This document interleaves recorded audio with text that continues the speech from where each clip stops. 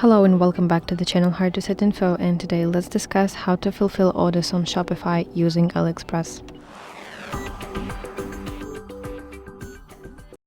First of all, you need to make sure that your Shopify store is set up and AliExpress products that you sell are imported. Usually you can do that via application like DSers, and actually we have some tutorials how to do that on our channel, so I highly recommend you to go and check out these videos.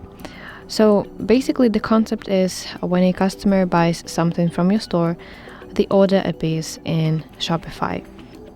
Then you go to AliExpress application, then find the product that you sell and place order using the customer shipping information. And most of these apps can autofill the customer's details and you don't have to do anything of that. When the order ships, tracking information gets synced back to Shopify, so your customer can also track order. So that's basically it. Thank you for watching, and if you find this video helpful, please like it and subscribe to our channel to see more content like this.